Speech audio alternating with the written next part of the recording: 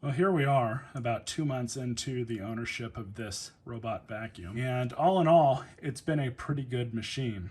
Now, my direct comparison that I have with this unit is my old iRobot Roomba model 870.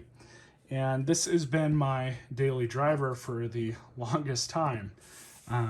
Some of you guys who have watched my videos long enough will remember some of the videos that I've done on this machine. Now this machine I've not had a lick of trouble out of. Honestly, it's been pretty dang good, all things considered. The battery holds more than enough charge to do the small living area that I have up here. And the way that this maps out the rooms is drastically different than how the old Roomba would do it. Now, of course, the biggest thing is, can it pick up well? I used to empty that one out about once a week, maybe once every 2 weeks. And this one I've been doing it at about the same pace. And it seems to be picking up about the same amount of stuff that the iRobot did. And again, that's saying something. The UFi machine that I had for a little bit did not really seem to pick up much material in the way that both of these two machines have. Now, one thing I do like about this is everything is underneath this little hood here. And they include this blade here and little brush so you can clean up the filter, clean up the brush rolls at the bottom. I'll go ahead and pull this out. See how much stuff's in it. So, super simple to pull open. But this is about a week's worth of dirt. But you guys can see the stuff that it picked up, mostly cat hair.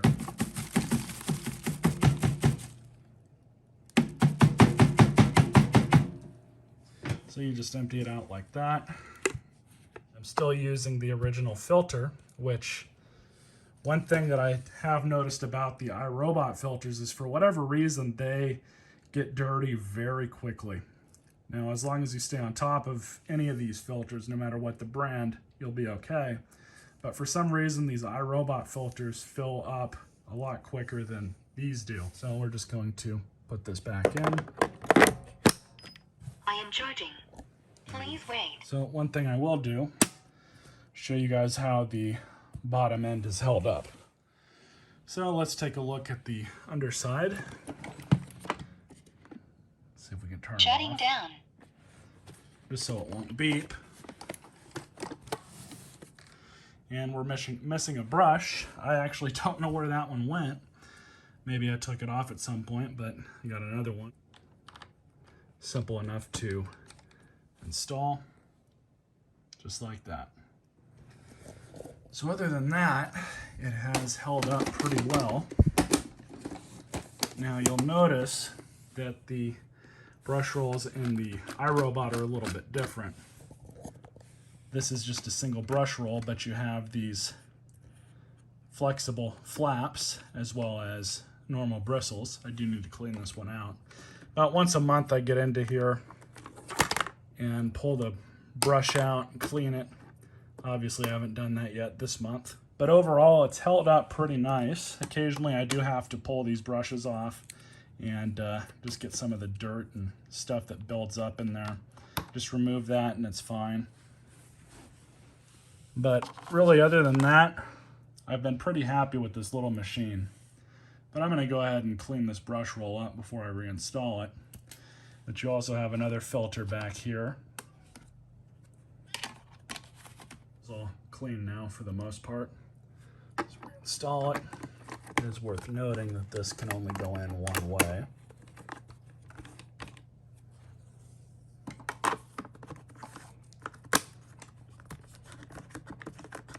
There we go. So I'm going to start it, let you guys hear how quiet it is. We'll compare it to the iRobot, and you guys can hear the difference. This one is a little bit quieter.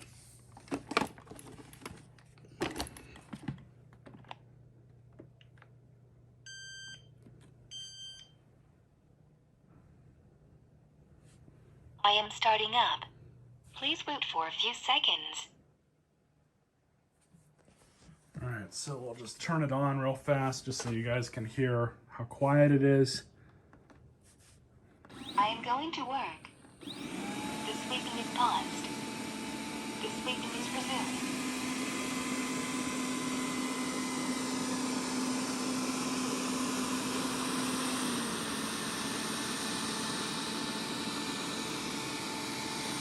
It's pretty quiet. Now it maps out all of these rooms in the house, which I'll show you guys in the app.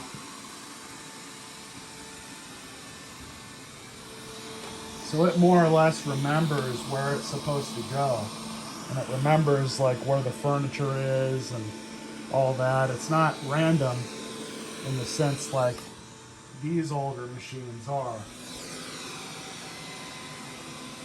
But it goes under furniture just fine.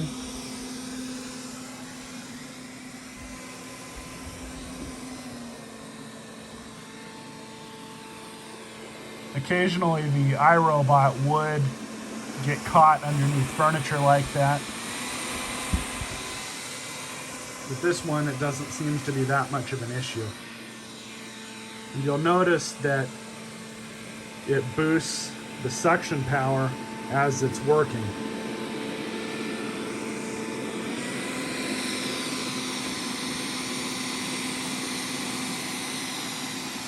That's all automatic. I have that set to do that in the settings.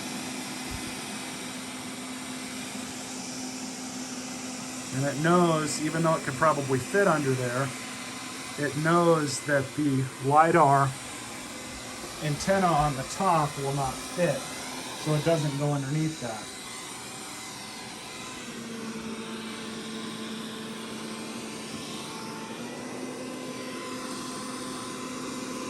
But we'll tell it to go home. I am going home. So it's going to reposition itself. One thing that I do like about these that's different from the iRobot and other machines is the charging area is right here on the back.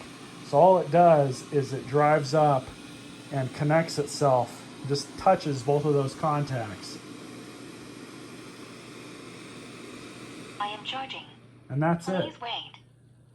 I don't know why iRobot couldn't have done that with their machines. That is one of the features that I like the most with this, is just the fact that the electrical contacts are up against the wall, and you never really run into any of the same issues you do with dirty contacts like on these.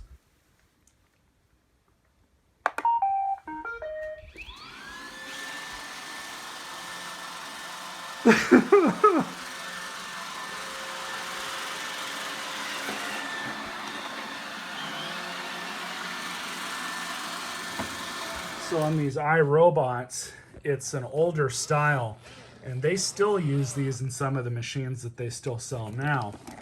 But occasionally, you'll have to clean these two contacts and the two on the dock as well. And of course, unless you have this dock secured to the floor with a double-sided tape or a Velcro, and it's not up against a wall, then it's just going to push it out of the way when it tries to set itself onto it to charge. So that's one of the better features with this unit, is that the way that they charge it. I've never encountered any sort of charging issue with this due to dirty contacts or anything just not working properly. This, it is more or less a regular occurrence. So that's probably one of the best things about these, is you don't really have to deal with that. All right, everyone, so here's the app. I'll try and go through this relatively quick. It's pretty simple, pretty easy to use.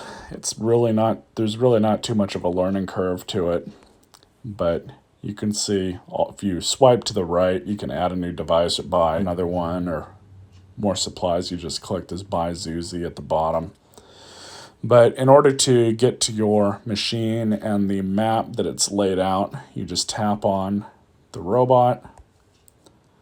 And as you guys can see, it brings up the map that it's done with its own LiDAR system. And I think the system that they have on this works really well. Probably about the most surprising thing about these, a lot of these vacuums now that are not Roombas, the technology's gotten to the point where they can actually do a pretty good job.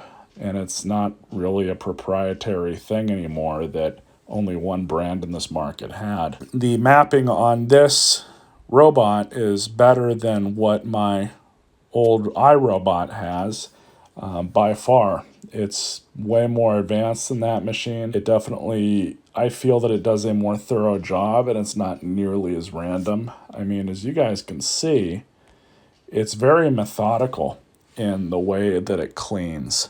Now, this system is not going to be perfect, but for the most part, the layout of my upstairs is correct. You have clean, recharge, and more. So with the more setting, you can have it spot clean. You can map out a region for it to clean on the map. You can draw your own region, smart partition, V-wall. So you can restrict rooms, you can restrict areas, you can do all kinds of things with this machine. You can clear the map if you wanted to. Carpet boost is on. Change in the motor speed that you guys heard earlier in the video. That's what they call carpet boost. But here you can update your firmware, check info on the device, cleaning history. Now you can see it's had instances where it's stopped. That's typically because it's run something over and it stops itself before it hurts anything. Consumables balance. This is something that I find is a very nice feature that they added in. Now, it is based on time. It's not based on performance of the parts. So you're still going to have to check the machine. But as far as the HEPA filter goes, as long as the thing doesn't clog on you or get overly dirty, you could probably trust these countdown timers just fine. So let's go back. Cleaning history. So schedule cleaning. I have it only to go Monday, Wednesday, and Friday at 9, and it'll vacuum for about an hour, and then it goes back. Carpet boost, I mentioned that earlier. In this mode, the vacuum will detect carpet and automatically adjust vacuum pressure. Very handy feature. I turned that on about halfway through my ownership, and I've found that it does clean a little bit better with that on. Then this is also interesting. Find my vacuum robot. You guys can hear that. It's charging right now. So anyways, that's about all I can show you here. I'll let you guys know, and I will do another update video on this, either 6 months or a year from the original date that I had got this. So hopefully I can get that up in the future. Stay tuned for more.